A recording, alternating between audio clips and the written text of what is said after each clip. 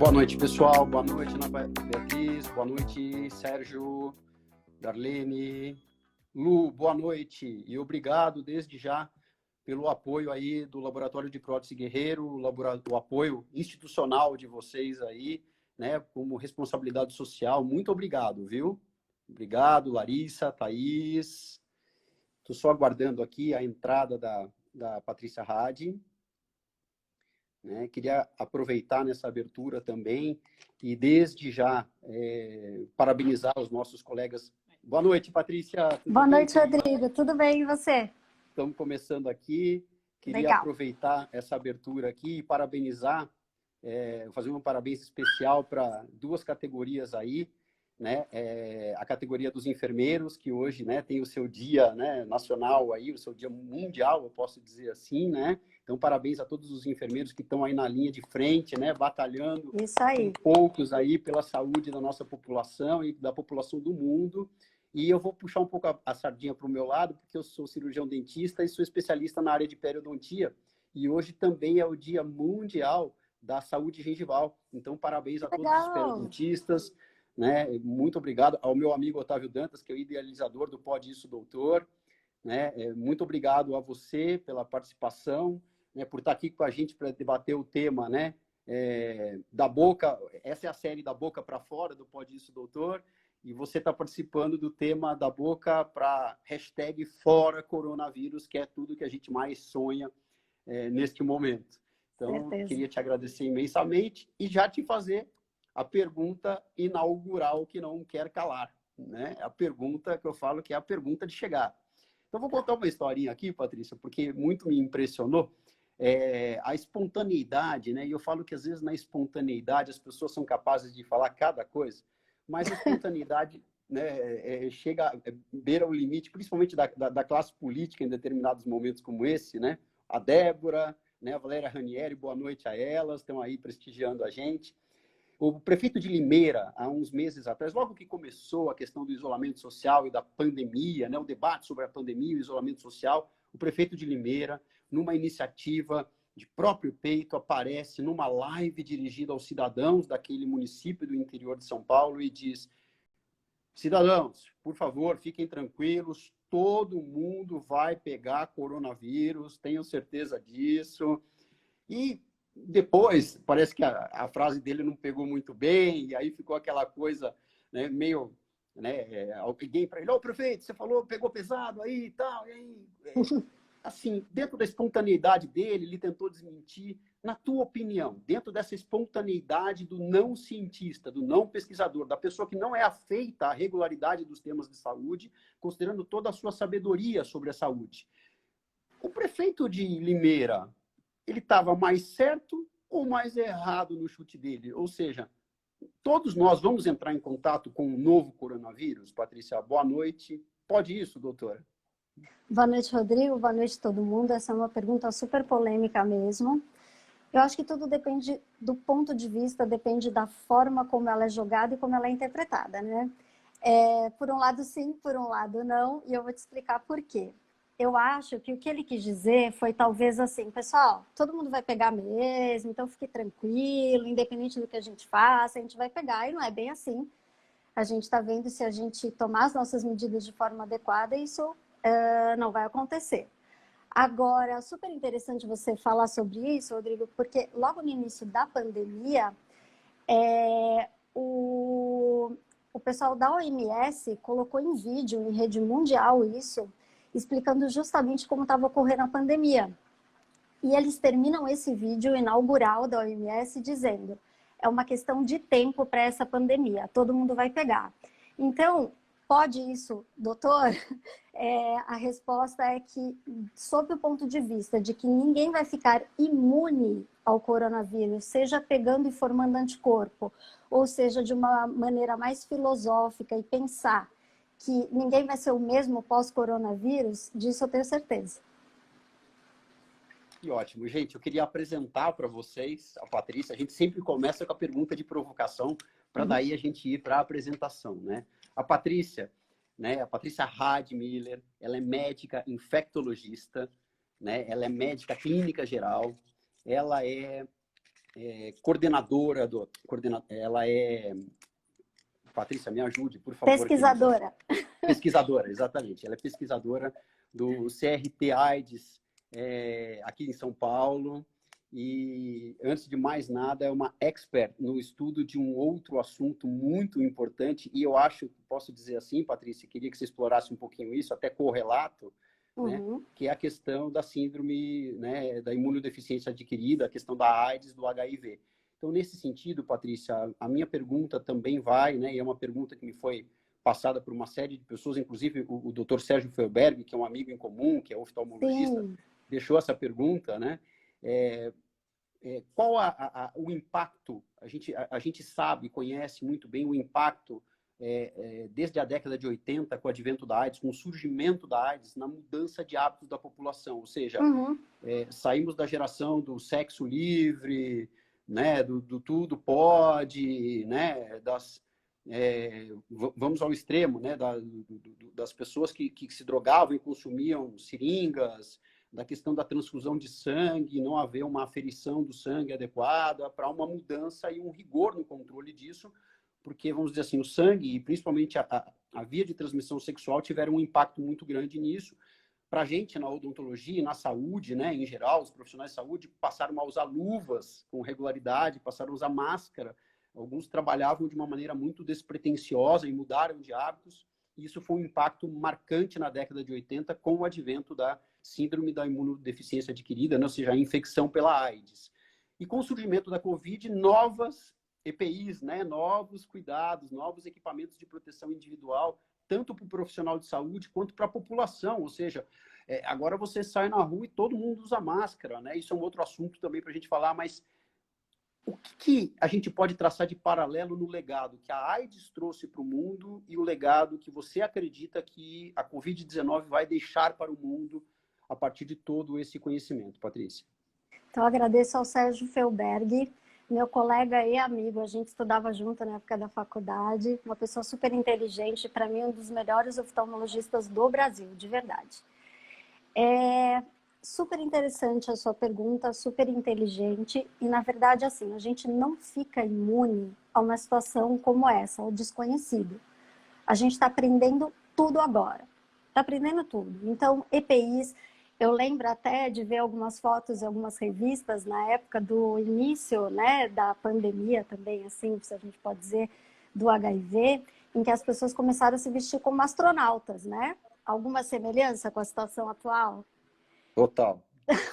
Então, quando a gente não sabe, frente ao inimigo que está ali, a gente quer se defender de alguma forma. E aí, a gente tem que voltar... a gente olha um pouco para a gente olha para o nosso comportamento, a gente olha para a maneira como a gente está agindo, para que a gente consiga enfrentar aquela situação. E a gente acaba tendo mudanças. Por exemplo, em relação ao HIV, a gente veio de uma era de aquário, de uma liberação. E aí já estava morrendo muita gente por causa disso, com infecções sexualmente transmissíveis também, né? Então, de repente, surge algo que faz a gente olhar para aquilo. E agora, com o Covid, não é diferente. Se a gente for entrar também em questões filosóficas sobre a coisa, muita gente acha que a gente estava precisando de uma mudança no mundo. E é super interessante, Rodrigo, porque assim, a gente começa a resgatar valores e velhos hábitos. Você quer hábito melhor do que a gente lavar as mãos? Perfeito. A gente escuta isso desde que a gente nasceu. Menino, vai lavar a mão antes de comer. Você lavou as mãos quando chegou em casa? Agora fez tal coisa, vai lavar as mãos. A gente ouve isso desde que a gente nasceu praticamente, né? Então, isso tem um impacto não só na vida do profissional da saúde, como foi o caso dos dentistas, né? Que passaram a ter mais atenção em relação ao uso de luvas, tudo depois do início da pandemia toda de HIV/AIDS. E agora, eu espero, Rodrigo, de verdade, que esses hábitos fiquem, né? Porque a gente tem aí outras doenças, outras pandemias, como é o caso da tuberculose, que mata muita gente no mundo. E o Brasil é um dos campeões, e a tuberculose também é passada por via respiratória, né? Então, eu acho... Tem uma pergunta que acabou de surgir aqui do Dr. Luiz Igreja. O Dr. Luiz Igreja é coordenador de saúde bucal do município de Mojimirim, no interior de São Paulo. E ele Prazer. pergunta aqui, por exemplo, que ele pergunta se assim, existem publicações afirmando que a carga viral em assintomáticos é Uhum. reduzida, mas até onde, né, isso impacta na transmissibilidade, ou seja, a capacidade de transmissibilidade do novo coronavírus em um paciente que, vamos dizer assim, mais assintomático versus daquele paciente mais agudo. Existe alguma diferença nesse sentido? Então, quanto mais vírus a gente tiver, e dependendo da nossa imunidade, se a gente tiver vírus em grande quantidade, o vírus ativo, não só partículas dele, né, mas um vírus ali ativo mesmo, e a gente tiver imunidade baixa, maior vai ser a chance da gente desenvolver a doença, a gente ter mais vírus e com isso ser mais fácil a gente transmitir. Só que o problema hoje em dia está justamente no contrário, está justamente nesses portadores assintomáticos, né? Que são as pessoas que, na verdade, têm uma carga menor do vírus, não suficiente para causar doença neles, mas eles estarem transmitindo. E aí você vai falar assim, bom, então por que a gente não faz exame para ver se a pessoa está portando ou não o vírus? Que é o que alguns hospitais estão adotando para profissionais da área da saúde que saíram de licença porque tiveram suspeita ou tiveram Covid, e aí para retornar ao trabalho. Só que o problema desse PCR, que é esse exame que é feito em nasofaringe, ele detecta partículas virais. Então pode ser que você já tenha tido, esse PCR ainda está positivo depois de mais de 30 dias em alguns casos, e você, na verdade, não está nem portando mais o vírus, mas o exame deu positivo. Então, respondendo à pergunta dele, assim, o assintomático, ele tem uma carga viral menor, mas ele pode transmitir. Patrícia, isso que você colocou eu acho muito interessante para que a gente explore um outro detalhe, né? Todo mundo, primeiro é que a constatação óbvia, né? Na realidade, né? Tem uma declaração da própria OMS falando teste, teste, teste. E o que o Brasil faz é não teste, não teste, no teste. Então, essa é a nossa realidade, né? Como, vamos dizer assim, arma, como ferramenta para o combate à Covid-19. Então, a gente já está um pouco manco, né? Nesse combate, já por conta disso. Nesse sentido, vamos imaginar que a gente pudesse dispor do teste, teste, teste. Em termos de abordagem à população, o que seria mais eficaz se a gente pudesse qualificar os testes para dizer, por exemplo, para termos a ciência não só de que ele é um portador da infecção pelo novo coronavírus naquele momento, mas também para um assintomático ou para alguém que, por exemplo, já não seja mais portador da doença em si, saber se ele teve uma trajetória passada da doença. Ou seja, o que permite dizer se eu já tive, se eu tenho ou a infecção pelo novo coronavírus? Em relação aos testes que a gente tem, Rodrigo, hoje em dia, a pergunta crucial é: para que fazer o teste? Primeira pergunta. Porque eu tenho pessoas que me procuram, inclusive da área da saúde, e falam assim, eu quero fazer o teste, quero fazer o teste, quero... Tá, mas para que você quer fazer o teste? Ah, porque eu quero saber se eu já tive, porque eu quero visitar a minha mãe. Não faz sentido. Porque a pessoa pode ser um portador assintomático, pode nunca ter pego o vírus. E mais um detalhe, quando a gente está num momento de guerra, que é o que a gente está, a gente tem no mercado exames para detecção do corona ou do anticorpo em relação a ele, que foram liberados de forma emergencial. Então, para vocês terem ideia, como aqui tem pessoas leigas da área da saúde, então eu vou explicar, uma sorologia, um exame sorológico para detectar anticorpo, para ele ser realmente eficaz, ou seja, a pessoa estando positivo, o exame ser liberado como positivo, tem que ser uma eficácia acima de 90%, ou seja, a cada 100 pessoas que já tiveram contato com o vírus, cada 100 pessoas que forem testadas, mais de 90 tem que testar positivo para detecção de anticorpo. Perfeito. Esse teste, sabe qual é a sensibilidade dele, que é isso que eu estou explicando? 63%. Então, tem uma margem de erro muito grande, né, Patrícia? Tem uma margem de erro. Mas é um exame ruim? Não sei, é o que tem para hoje. A gente está na guerra, é o que tem para hoje. Então, assim, uma coisa que me preocupa em relação a essa sua pergunta é, nas farmácias, parece que vai ser liberado teste para coronavírus. Perfeito. E quando você faz um teste, na verdade, você está querendo confirmar ou excluir uma hipótese diagnóstica sua. Então, o que eu quero Perfeito. dizer? Estou querendo saber, aí vem a pergunta, para que vou fazer esse teste? Eu quero fazer esse teste porque eu quero saber se eu estou com coronavírus. Tá com sintoma? Tô.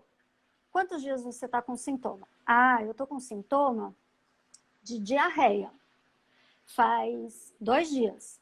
Tem teste para fazer exame nas fezes? Não tem. Não tem. Então, se essa pessoa for fazer um PCR em nasofaringe, vai dar negativo. Mas será que a diarreia da pessoa não está relacionada ao Covid? Então, é pedir o teste certo na hora certa para o motivo certo. Então, Perfeito. fazendo um apanhado geral, o PCR, ele detecta partículas do vírus. Se você quer saber se naquele momento, aqueles sintomas respiratórios que a pessoa está tendo... Perdão, Patrícia, o PCR, só para a gente esclarecer, né, o público que está nos assistindo, é o exame que é feito com suave, né, que é aquele cotonetezinho para coleta, né? Cotonetezão. É o cotonetezão, né? Com esfregaço na cavidade bucal, com esfregaço dentro da cavidade nasal, é isso que você está se referindo, né? Esse que eu estou me referindo. Esse teste, ele é o RT-PCR, ele detecta partículas do vírus. Então, Perfeito. se eu estou lá, faz um dia que eu estou com coriza, tosse seca e estou com mal-estar. Se eu fizer esse teste, a chance dele dar um falso negativo é muito grande. Porque o momento certo de coletar é entre o 3º e o 4º dia, em tendo sintoma, ou seja, o portador assintomático querer fazer esse exame, serve para nada. E não ultrapassar o 7º dia de sintoma. A partir daí, perfeito, a quantidade de vírus cai na nasofaringe e a chance de eu detectar é pequena. Ah, mas aí tem gente que detecta até com 30 dias. São fragmentos mortos do vírus, não necessariamente o vírus vivo. Ou seja, a capacidade, então, de diagnóstico do PCR, que é o teste do esfregaço, né, na cavidade bucal e na cavidade nasal com o cotonetezão, como você disse, né, com o suave, é, vamos dizer assim, limitada a um período muito curto de tempo, né? Seja o atual, um pouquinho depois. E nesse sentido, os exames de sangue, aqueles para detecção do IgG e IgA. Então, só uma correçãozinha, o IgA é aquele que faz na nasofaringe também. Ah, perfeito, perfeito. Né? O também sorológico. O IgG e o IgM, IgM, isso, são os de sangue, né? perfeito. E o IgM, ele detecta até entre o início dos sintomas até uns 14 dias, porque o IgM é um marcador de infecção aguda. O IgG, perfeito, que é o que vai dizer se você teve contato e se você recebeu uma imunidade, ou seja, se você fabricou anticorpos em relação ao vírus, a partir do 14º, 15º dia.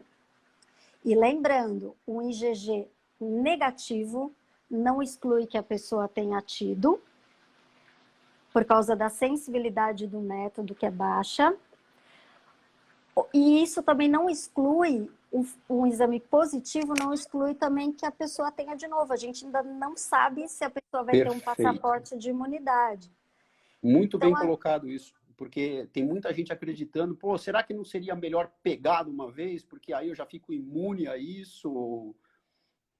Vários colegas me perguntam isso, né, que trabalham na área da saúde. Ah, quero já fazer logo, porque se eu peguei, eu desencano de usar máscara, lavar a mão. Eu falei, não, pelo amor de Deus, não faz esse exame. Não então, faça isso.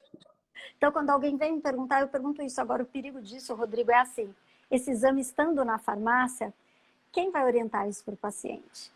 Quem vai interpretar esse exame para o paciente? O que vai ser feito disso? Então, eu acho que é uma faca de 2 gumes testar e testar na farmácia.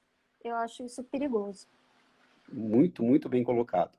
Patrícia, indo de encontro a uma outra questão, né? A gente sabe da questão das vias de contágio. E na odontologia, né, é disseminada a informação de que talvez a boca seja, vamos dizer assim, o meio de aferição mais específica, né? Ou seja, a carga viral acumulada em saliva, dorso de língua, né? Existem, por exemplo, receptores na própria conexão gengival, aqueles receptores, os AG2, né?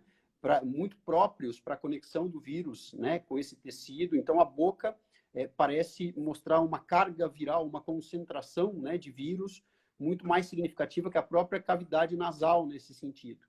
E aí a gente entra numa questão que diz respeito às vias de contágio, porque quando a AIDS surgiu, eu vou traçar de novo um paralelo com uma área que você é expert, né, também, quando a AIDS surgiu, as pessoas tinham medo de cumprimentar umas às outras, né, de dar a mão, de usar o banheiro, né, porque elas achavam que assim elas... E a gente lembra claramente disso, né? Então havia muita discriminação nesse sentido.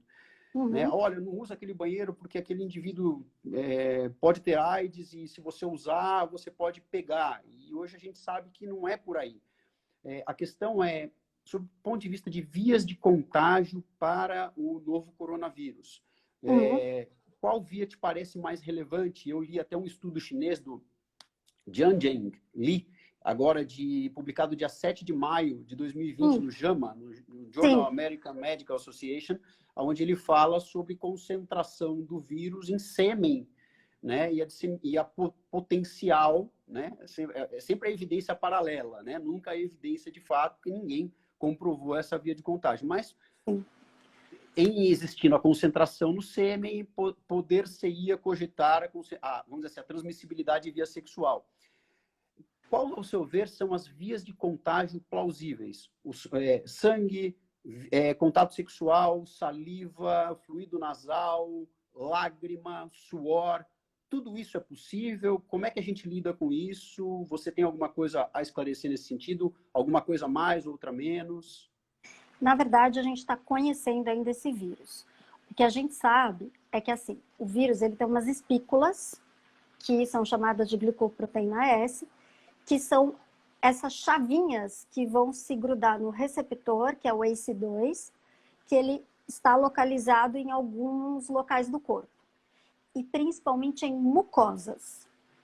O que é mucosa? É revestimento molhadinho, para quem não é da área da saúde. Perfeito, então, perfeito. Nariz, gengiva, saliva. Saliva não é mucosa, mas é um líquido que está ali em contato com a mucosa da orofaringe, né? Na região também genital tem um revestimento mucoso. Região de intestino, que também pode dar sintomas de diarreia, tudo isso. Também tem um revestimento mucoso. Mucoso é uma coisa molhadinha, um catarrinho. Então, isso, assim, perfeito. Por exemplo, você pode ter a excreta do vírus por outros locais, mas, por exemplo, a gente descobriu depois de um tempão que não se pegava o HIV usando o mesmo banheiro que de uma pessoa infectada. Só que a gente sabe que do coronavírus, por enquanto, qual que é a nossa orientação? Olha, você está com coronavírus, fica no quarto sozinho, usa o banheiro sozinho, não compartilha o banheiro com ninguém. Porque a gente pode, por exemplo, vaso sanitário, quando a gente também dá a descarga, você faz aerosol. Sim. E aí o vírus que saiu pelas fezes da pessoa e está ali, ele pode também levantar. Então a gente ainda está conhecendo, tudo é passível de transmissão. Até ontem saiu um resultado super legal, extrapolando um pouco também para a questão da maternidade, porque achava-se que mulheres grávidas seriam um grupo de risco maior. E com esse estudo que foi feito em Oxford, com 420 gestantes de 1º de março a 14 de fevereiro, que foram compiladas esses 427, observou-se assim, que 1 em cada 20 bebês poderia ter a mãe transmitia para o bebê, 1 em cada 20 nascia com o vírus. Só que aí fica a pergunta, mas qual será o tipo de transmissão? Será que é intraplacentário? Aí você teria essa questão da placenta vascularizada e entraria o sangue na história. Será que foi na hora do parto? Então, tudo isso a gente ainda está conhecendo. E o fato de excretar, por exemplo, o vírus do HIV, ele também está na saliva. Só que ele não passa só pela saliva para outra pessoa. Isso a gente sabe. Então... Inclusive, se cogita, né, Patrícia, que possam existir, por exemplo, substâncias na própria saliva que geram, vamos dizer assim, uma diminuição na eficácia do HIV ou, vamos dizer assim, uma teórica inativação do mesmo e que isso poderia ser a justificativa da não transmissibilidade, por exemplo, comum através de sexo oral, por exemplo. Exatamente, essa é uma das hipóteses, né? Então, você vê, embora esteja no sêmen, como esse estudo que você falou, qual é a significância disso? Então, a gente precisa um pouco mais de tempo para observar e entender o que está acontecendo. E só mais uma coisa em relação a esse trabalho de Oxford, né? Das gestantes, uma coisa super legal é que as gestantes, elas não têm um risco aumentado, mas no último trimestre é que algumas gestantes ficaram doentes do Covid. Olha que interessante. Quer dizer, então, na janela de nas 3 etapas da gravidez, quer dizer, foi a última etapa da gravidez a que foi mais relevante para o contágio do bebê, né? Pela Covid-19. Olha que interessante isso. Que então, a gente está e esse estudo aprendendo. foi feito com Covid-19 mesmo ou foi feito com aqueles outros tipos de coronavírus, como SARS, MERS? Foi Covid-19. Foram Covid-19 propriamente dito. Foram acompanhadas 427 Que gestantes em bacana. Oxford. Que bacana. Eu falo, né? As pessoas às vezes falam assim, poxa, mas a ciência não chega logo a uma solução. Mas quanta coisa a gente já conseguiu solucionar, né? Desde então. Demais. A ciência é realmente incrível, incrível. Não temos o que falar. É sensacional.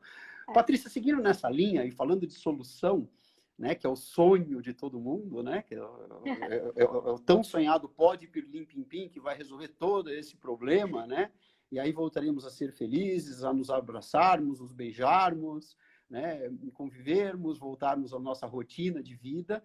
Eu pergunto para você como você avalia a questão das medicações até aqui cogitadas, né, as medicações que têm sido cogitadas, tem político falando de medicação, tem histórias de políticos, né, o impacto das palavras dos políticos sobre a medicação, então, que assusta um pouco também, né, mais do que necessariamente ajuda. Eu queria saber, na sua opinião, das medicações até aqui cogitadas, aquelas que demonstram maior potencialidade, maior capacidade realmente de reverberar em alguma coisa positiva, o que você acha que vem primeiro? Se vem a vacina ou a medicação? E nesse paralelo, a gente pode perguntar também, porque desde a década de 80, né, a gente conhece a AIDS e até aqui não houve uma vacina eficaz. Isso tem a ver com o desenvolvimento de medicações eficazes, que, portanto, estacionaram um pouco o projeto de uma vacina. Ou seja, eu lembro que quando começou, eu era garoto, tinha um pouco mais de 15 anos, eu lembro de um texto escrito pelo Betinho, que morreu, né, hemofílico, que morreu por um contágio do HIV por transfusão de sangue, onde ele dizia: fiquem tranquilos, a AIDS não terá necessariamente uma vacina ou uma cura tão cedo, mas ela se tornará uma doença crônica porque medicações potentes existirão para cronificá-la, e se é por aí mesmo. Olha que legal, né? Essa colocação que você fez do Betinho. Visionário e sabia o que estava falando naquela época. E viveu na pele, né? E viveu na pele. Então, assim, uma coisa que eu queria te falar, como a ciência é interessante, né? Antes de eu falar um pouquinho sobre os medicamentos.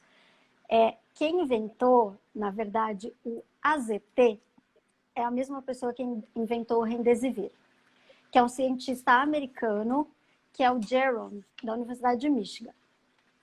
Remdesivir que está sendo cogitado como uma das drogas para o tratamento da Covid, não é isso? Isso. Opa, muito bom. É uma história muito legal. O AZT, ele foi criado em 1964. Você vai falar, nossa, mas ele foi usado 22 anos depois para HIV? Então, assim, esse cientista, o Jerome Horvitz, ele usava... O que ele fazia? Ele era um cientista, só que ele era da área de oncologia.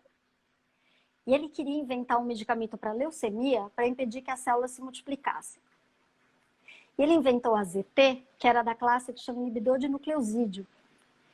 Ele meio que engana ali aquela célula e ela incorpora ele achando que ela vai se multiplicar e ela vai produzir, e no final ela está tomando um veneninho ali que está impedindo a multiplicação dela. Isso foi em 1964. Aí passou um tempão, 22 anos depois, só que serve para HIV. E estava lá a droga pronta 22 anos depois. Aí veio o MERS, porque a gente, que também é coronavírus, da Arábia Saudita. Isso. Né, 2012. Já tinha ali o Ebola também. Vou tentar usar o Remdesivir para isso, que é esse que agora estão sendo feitos estudos promissores. Aí, isso foi lá em 2012. Não deu certo. Ele chamou a equipe dele. Assim, ele é reverenciado, assim, o pessoal entra na loucura quando falam dele em congresso de infectologia. Ele virou e chamou a galera dele, a equipe, aquele momento que você vai falar para a equipe que não deu certo, todo aquele período que você ficou estudando para aquelas doenças. Ele falou assim, equipe, deixa eu falar aqui com vocês, o negócio é o seguinte, esse medicamento deu certo, pessoal. Como assim? Não tá batendo bem. Não tá Ele bem. falou assim, não tá bem. Deu certo sim. É uma super droga, uma super droga. Sabe o que ela está esperando? O agente correto para ela. Olha isso. 8 anos depois, chega 2020. Lá vem Remdesivir.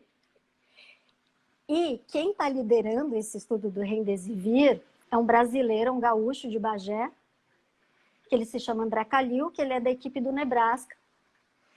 E aí ele está liderando essa pesquisa. Essa linha de pesquisa, né, com o Remdesivir. E nessa linha de pesquisa, o que se observou? Em relação à mortalidade, pouco impacto, né? Em pacientes graves só, é uma droga endovenosa. Essa droga, no dia 1º de maio, ela foi aprovada para uso pelo FDA, mas ela não foi recomendada. Ela foi só aprovada para uso. Para uso Ou do seja, quê? só para pacientes críticos, né? Paciente crítico, internado, não tem no Brasil. É endovenosa, é para usar na UTI monitorado, tá, gente? É importante dizer isso, né? É importante dizer.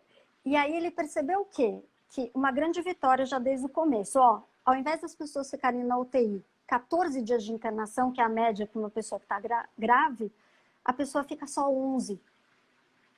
Já é uma vitória. É uma vitória. O que está se pensando? Olha, essa droga, ela é para tratamento, como disse Betinho, em relação ao HIV. Ela é para tratamento, mas ela não é para cura ainda. Então, como que a gente vai conseguir curar? Se a gente achar uma vacina. Perfeito. Só que vacina, existem estudos também pela Universidade de Oxford, tem também uma outra de um laboratório americano, e eles estão vendo se em outubro, eles fazem estudos em humanos, em novembro sai alguma coisa. Falo de novo, ciência é algo a longo prazo. O que a gente está fazendo, a gente está no meio da guerra. Exatamente. Agora a gente está na guerra. Exato. Ciência tem estudo no tubo de ensaio, vai para animais, aí depois tem fase 1, 2, 3, 4, libera a droga. Então, isso, anos. Aqui a gente está falando de uma emergência de guerra. A gente está na guerra, a gente precisa fazer alguma coisa.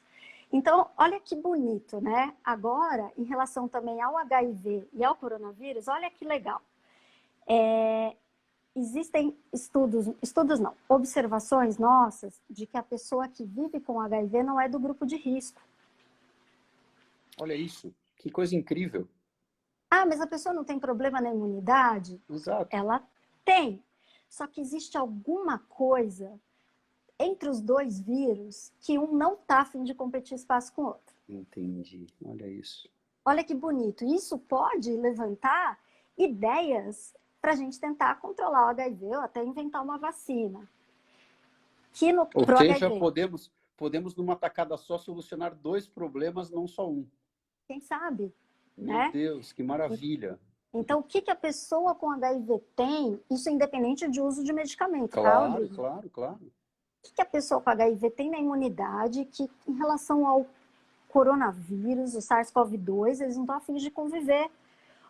Ah, mas ninguém que tem HIV pega. Só que a pessoa tem uma evolução branda, ó, rapidinho, a pessoa resolve.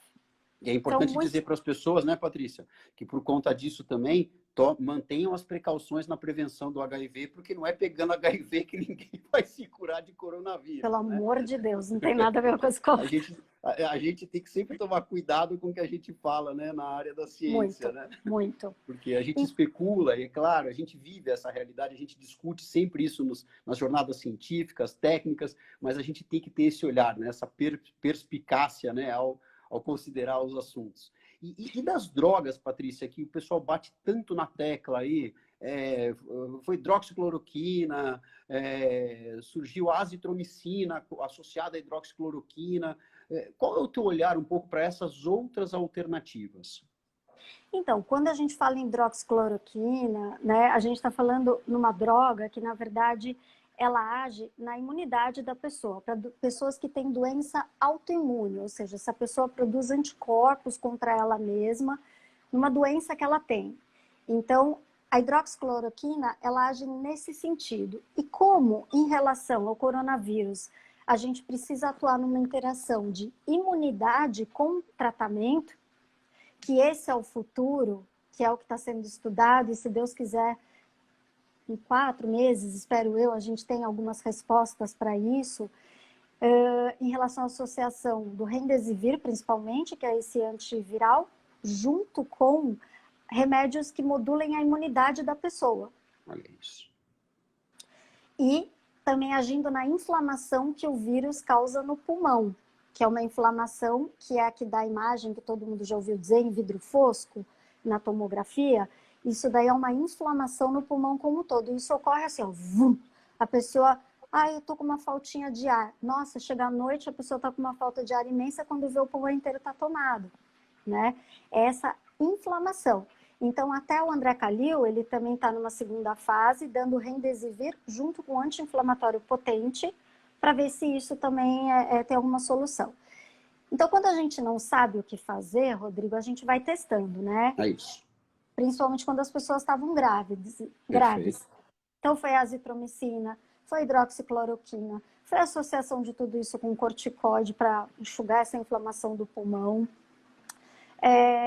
Então, cada vez agora está sendo estudada a nitazoxanida, que é um antiparasitário, ivermectina também, que é antiparasitário, porque começaram a haver algumas interações, algumas entre drogas, e tudo isso está sendo testado.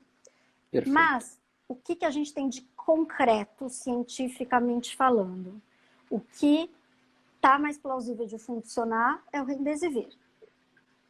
Né? Perfeito.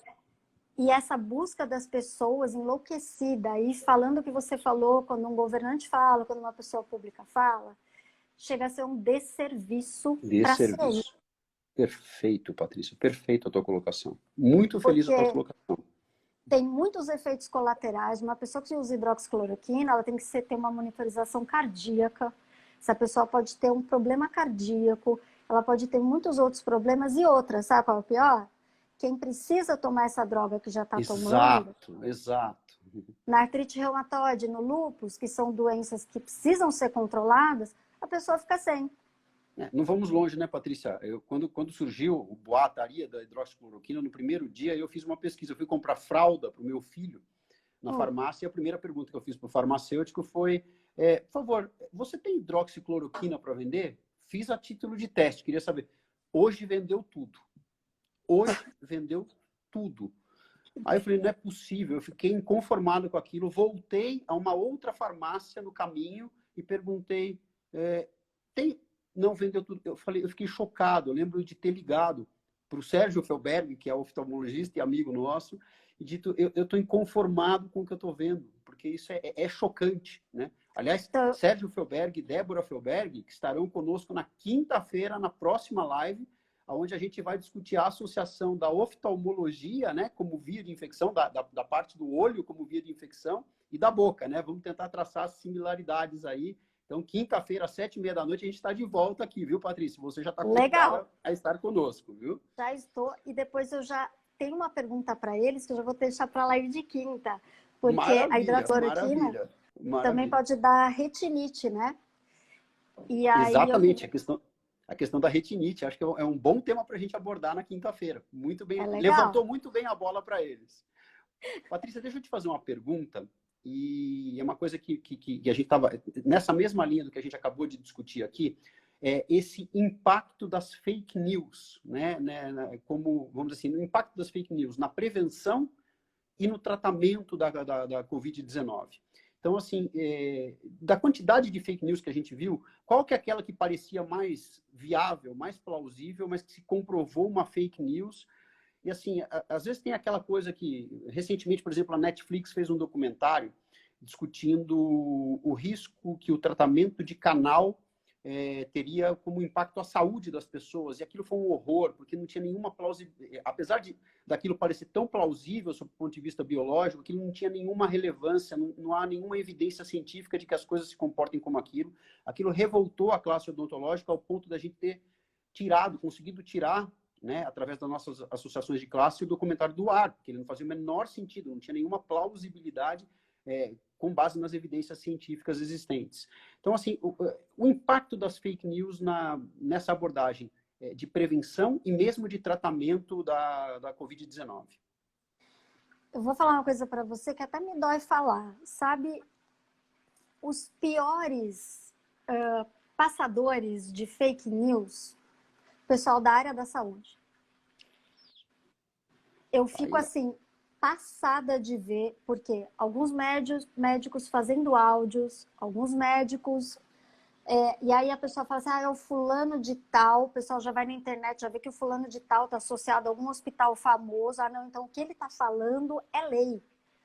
Chega para mim todo dia, fake news. Ai, esse médico falou isso é verdade? Então, e falando coisas assim horrorosas e tocando terror. Ai, olha, não temos mais luvas, não temos mais leitos, não temos mais não sei o quê. E assim, qualquer fake news é um desserviço, gente. Ótimo. Não dá, a gente tem que ver. Existem canais hoje de jornalismo que eles verificam se teve fake news mesmo ou não. Hoje, uma fake news que saiu, uma interessante, que o Sérgio Felberg estava perguntando sobre, eu vi aquele falando, né, alguma fake news interessante. Hoje estavam falando que desmontaram um hospital de uns lugares lá na Unicamp que estavam sendo usados umas tendas, né, acho que nos hospitais universitários, por falta de paciente. Não, gente, aquilo foi feito, esse desmonte, porque eles montaram um hospital de campanha para ter um lugar melhor, porque estavam tendo pessoas graves e precisavam de um lugar melhor. Então, com isso, o que as pessoas falam? Ah, gente, não está tendo caso. Quando, na verdade, as medidas que o governo toma, às vezes de uma forma drástica, radical, olha, não vai poder sair carro dia sim, dia não, isso é baseado no quê? Tudo que a gente fizer hoje vai ter um impacto daqui a 14 dias. Perfeito. Então, se eu estou vendo, acabei de receber aqui 871 mortos de ontem para hoje, vai entrar em colapso o sistema de saúde. E para não entrar, eu tenho que tirar as pessoas de circulação para isso. Perfeito. E aí, Patrícia, por outro lado, uma pergunta que vem ganhando a mídia também, né? Uma colocação, porque é o olhar da ciência, e eu acho que como olhar da ciência isso está absolutamente certo, mas, por outro lado, quando a gente vê essa medida restritiva, né, da circulação do trânsito, que se voltava, vamos dizer assim, a coibir a circulação das pessoas, a gente vê que ela é inócua, até porque ela faz com que as pessoas não parem de circular, elas simplesmente mudam a forma de circular e passam a circular pelo transporte público. E aí a gente vê a aglomeração do transporte público e eu pergunto, né, a gente cobre a cabeça e descobre o pé, né, porque vai sentir frio de qualquer forma, né? Então eu pergunto para você, como é que a gente tem que lidar, não só no sentido de informar, mas de conter isso? Eu, particularmente, me preocupa muito quando o governo faz colocações a conta-gotas, porque eu acho que isso vai gerando uma insegurança muito grande na população. Exato. Olha, nós vamos fazer uma medida de 15 dias. Eu entendo que daqui a 15 dias a realidade possa ser outra, mas se ele já der uma estimativa à população de que, olha, eu estou fazendo 15, mas é muito provável que lá na frente eu preciso fazer mais 15, que eu possa chegar a 2 meses. Porque quando tudo isso começou, as pessoas achavam que isso ia acabar em 15 dias. E agora elas estão vivendo uma outra realidade que já beira 2 meses e meio, praticamente. Então, como é que a gente mixa, né, esse cuidado na abordagem técnica da política em nome da ciência? Acho que é um ponto de vista que eu gostaria de debater contigo um pouco. Na verdade, as duas deveriam andar juntas, né? Perfeito. E falarem a mesma língua. É esse o ponto. A gente está no momento que o que me preocupa, Rodrigo, é tanto na classe média quanto o comportamento das pessoas, é briga de ego. A gente não está aqui para medir ego, a gente está aqui, está todo mundo no mesmo barco, e a gente tem que resolver essa situação o mais rápido possível. O ego vamos dizer assim, o remédio mais ineficaz no tratamento da Covid-19 e de qualquer doença, né? Com essa gravidade, né? Então, a gente precisava ter um alinhamento de condutas, né? Política junto com o Ministério da Saúde. Perfeito. Aqui eu estou vendo, a Débora Felberg perguntou também qual a minha opinião sobre isolamento social, e uma outra pessoa perguntou sobre o lockdown, se não deveria ter sido feito desde o começo.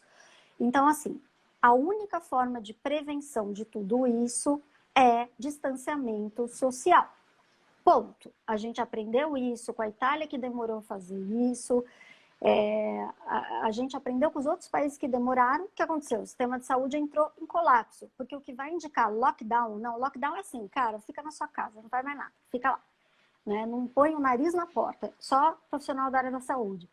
Então, isso só é feito, que foi feito no Maranhão, Amazonas, por conta do quê? Colapso da saúde, 100% de ocupação em hospital. E tem alguns lugares aqui, principalmente na zona norte de São Paulo, que já estão entrando. E é onde tem o quê? Baile funk, um monte de coisa que tem aglomeração. Perfeito. Então, assim, isso que você falou da angústia, de a gente estar aqui hoje, agora até dia 31, chega a 31, só mais 7 dias, chega lá só mais 14. Isso. E aí a gente está entrando em outras 3 pandemias, que a gente vai ter que tomar cuidado daqui a pouco, que são estresse, entrando depressão, tudo que envolve isso, alcoolismo e obesidade. Perfeito. E todo mundo quebrado. E você tocou num ponto de obesidade, Patrícia, eu queria fazer... A minha esposa, né, a Thaís Stout Zuccheran, que vai estar conosco na quinta-feira aqui debatendo, a minha esposa é cirurgiã dentista da Prefeitura de São Paulo. E ela foi alocada para o segmento de vigilância, né, em saúde. Contabilização dos casos de Covid. E ela estava me falando que ficou muito impressionada com a quantidade de pacientes jovens que são acometidos pela forma grave, né, do desenvolvimento da Covid-19, e uma coisa em comum no perfil desses jovens acometidos pelas formas mais graves, principalmente aqueles que vêm a óbito, é a obesidade. A obesidade, ela inflama o corpo. E inflamação, do que as pessoas de Covid morrem? Inflamação ali no pulmão, inflamação em todo quanto é lugar do corpo. Então, assim, a obesidade é um estado inflamatório. Inflamação ativa genes que estão ali escondidinhos e causam um monte de doença, né? Então, assim, qual que é a ideia? Se as pessoas fizerem isolamento social, e aí é a minha preocupação, porque isso não é algo que vem do berço do brasileiro. Se você vai para a Europa, as pessoas pensam no coletivo. O brasileiro não tem mania de pensar no coletivo. Então, sempre dá um jeitinho. Porque por que estão fazendo isso? Olha, para reduzir a circulação de carro. É para a pessoa não sair de casa. Não é para a pessoa, ao invés de ir de carro, a pessoa ir de transporte público, ou a pessoa, ao invés de... Sei lá, é para a pessoa não sair de casa. Então, quanto mais infringirem regras, quanto mais derem jeitinho, o que vai acontecer? O efeito disso, a tendência desse isolamento, da necessidade do mesmo, só vai se alongar. É isso que você está colocando, né? Vai. E, na verdade, essas medidas que o governo vai falando picadinho de isolamento é assim, o mínimo que eu tenho que fazer de isolamento para não entrar em colapso no sistema de saúde. Porque você não sabe o que vai acontecer, Rodrigo? Vai ser assim na UTI. Você vive, tá? Você não. Perfeito. Esse é um problema muito grave. E você acha, Patrícia, que nesse sentido o Brasil, apesar de todo o problema, porque o nosso problema de saúde ele não vem de agora, né? Nosso problema de saúde, agora nós estamos simplesmente contabilizando os efeitos da nossa negligência com o cuidado com a saúde pública, com o investimento em saneamento básico, em coisas que são, né, tão esquecidas, né? Foram tão esquecidas. Eu lembro do depoimento de um jogador de futebol, quando perguntaram para ele, você não acha uma pena estarem gastando tanto dinheiro com estádios de futebol para fazer a Copa do Mundo e nem investir em hospitais, em saneamento? Ele falou, para fazer Copa do Mundo não precisa de hospital e nem de saneamento, né? Foi um grande craque do futebol brasileiro que deu esse depoimento e hoje nós colhemos o fruto, né? De todo esse conhecimento técnico de experts, né, em saúde, como o craque a quem eu estou me referindo, prefiro nem citar o nome dele nesse momento. Mas, voltando aqui à nossa questão, Patrícia, o impacto da questão do convívio, né, das pessoas, principalmente os profissionais da área de saúde, que estão bastante preocupados nesse momento, em poder retomar as suas atividades, e eu estou me referindo aos profissionais de saúde que estão no grupo de risco, né? Vou contar uma história para meu pai, tem 77 anos, é cirurgião dentista, e ele está bastante ansioso para, puxa, eu quero poder voltar a atuar, porque o profissional de saúde tem essa coisa do sacerdócio, né? Nós fazemos isso para a gente é o sacerdócio, né? E como é que fica essa situação, Patrícia? Você recomendaria a um profissional de saúde, mesmo usando dos EPIs, que ele esperasse mais, um profissional de saúde na terceira idade, um profissional de saúde que tivesse uma situação de risco, ele poderia voltar usando a EPI com rigor, ou você recomendaria um pouco de cautela ao mesmo? Então, o que a gente sabe que, na verdade, assim, o consultório é um dos lugares menos propensos a ele pegar alguma coisa. Porque ele vai estar ali com todo o material de proteção. Todos os dentistas hoje estão com máscara bico de pato, que é N95, põe em cima a máscara cirúrgica, colocam o face shield, que é o escudo, colocam todo o material, colocam as luvas. Então, ali é o local que ele menos tem propensão a pegar. Só que é o lugar que a gente pode mais pegar, onde que é? No supermercado, Perfeito. no elevador.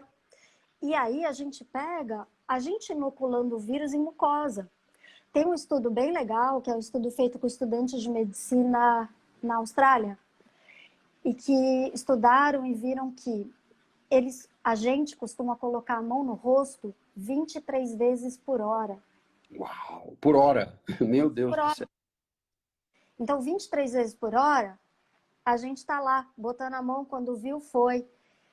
Então, isso é um problema. E nesse ponto, a máscara tem até um efeito de escudo de colocar na população em geral. Porque quando você está lá meio tampado, a chance de você pôr a mão na boca, ela é um pouco menor, né? Então...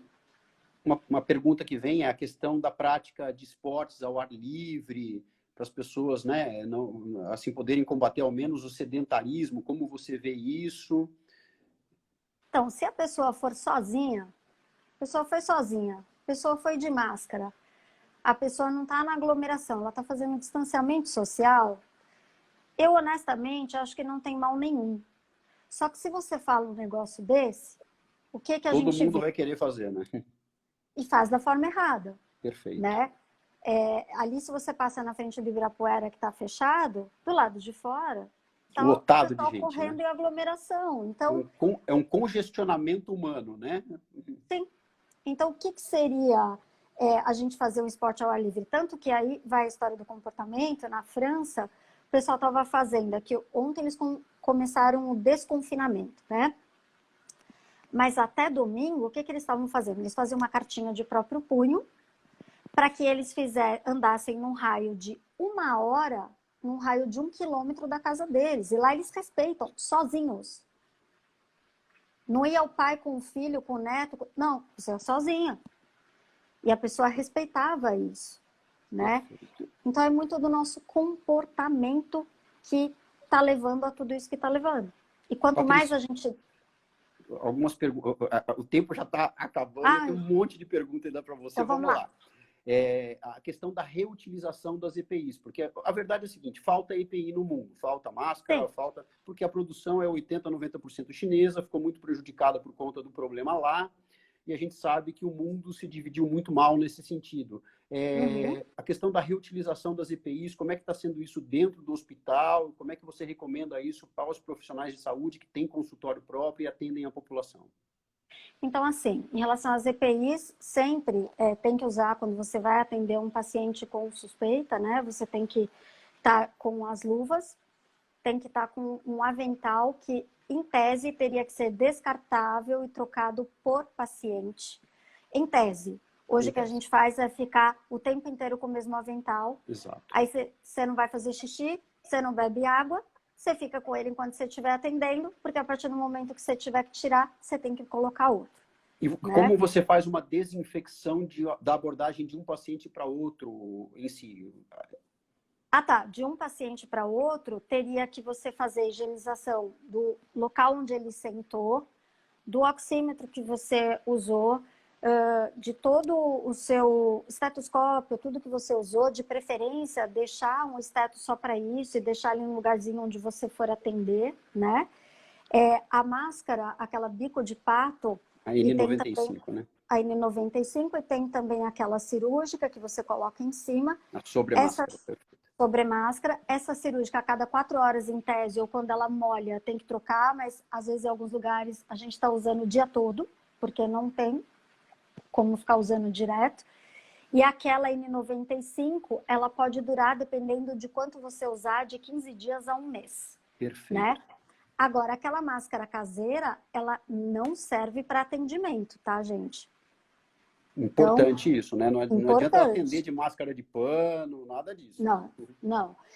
Inclusive, as máscaras cirúrgicas são destinadas a profissionais da área da saúde. População comum, só essas máscaras que não são cirúrgicas, e aí você chega na sua casa, você coloca ali numa solução de 1 litro de água com 1 a 2 colheres de hipoclorito, que é ali a cândida, né? E aí depois você lava com água e sabão e pronto. Aí você vai revezando suas máscaras. Patrícia, uma outra questão é relativa àquela face shield, aquela máscara protetora, né? Aquela viseira protetora. Eu já vi gente na rua que não usa máscara de pano e usa aquela viseira plástica protetora. O efeito é similar na rua, em termos de proteção? Muito bom. Face shield não é para usar na rua. Face shield é um aparato de proteção, pelo amor de Deus, eu também já vi. É um aparato de proteção para profissional da área da saúde. Então, a gente fica que nem um astronauta mesmo. Coloca 2 máscaras e coloca o face shield. Pessoal que sai na rua, máscara caseira, nem a cirúrgica é face shield, então, que em português é o escudo facial, não. Ótimo. Patrícia, lavagem de produtos que vêm da rua. Quando a gente chega na rua, o ideal é deixar sapato para fora de casa, esse tipo de coisa, chegar, trocar a roupa. Como é que você vê isso? Lavagem dos produtos que a gente traz do mercado, a limpeza desses produtos para acondicionamento no lar. Como é que você encara isso? Então, na verdade, quando a gente chega em casa, essa história do sapato é algo milenar, né, dos orientais. Não é à toa. A gente está ali pisando o tempo inteiro, não é só por coronavírus. Seria legal a gente deixar o sapato e não entrar em casa de sapato, que eu acho que é um hábito que vai ficar. Que tem muita gente gostando. Isso, né? Que a gente se torne mais oriental nesse sentido, né? Em vários sentidos, inclusive no abraçar, infelizmente eu tenho que dizer, mas no abraçar, no beijar, nessa coisa muito de proximidade, é aí que a gente passa a doença, né? Perfeito. Então, assim, chegou em casa, se você for adentrar de sapato, aí se você tiver essa mesma solução de hipoclorito com água, passa embaixo do sapato, senão você deixa ali bonitinho numa área suja, que é importante a gente ter na nossa casa. Eu tenho aqui na porta da entrada, você chegou, você coloca o sapato na área suja, você tira já a roupa, bota na lavanderia e aí você adentra a sua casa, lava a mão, lava rosto, de preferência tomar banho, no caso do profissional da área da saúde, né? E aí você vai fazer suas coisas. Mas produtos que chegam do supermercado, a gente sabe que o vírus ele pode ficar, né? Tanto em nas fruta, superfícies, né? Frutas ali que você está escolhendo para comer, você lavar, deixar lá na solução bonitinha para desinfectar essas frutas também. E todos os produtos do supermercado, o ideal é você passar do lado de fora um paninho com álcool 90%, ou com essa solução de hipoclorito com água, né, que é a cândida. Mas tem um monte de gente aí que está falando assim, como eu queria ter uma máquina de lavar, compra de supermercado. Patrícia, para encerrar, eu queria que você dissesse o seguinte: quando é que você acha que o isolamento social tende a ter uma curva? Se você acha que a partir de junho a gente vai ter um pouquinho mais de retorno ao que se pode esperar e chamar de normalidade? E eu queria uma mensagem final sua, uma dica para o pessoal. Nós temos 40 segundos aí.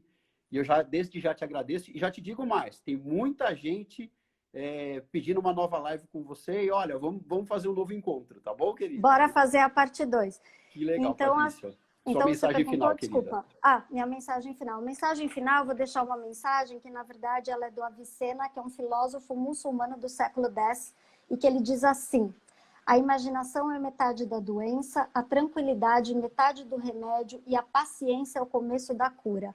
Galera, pelo menos até junho a gente vai ter aumento de caso, em julho vai se manter provavelmente, em agosto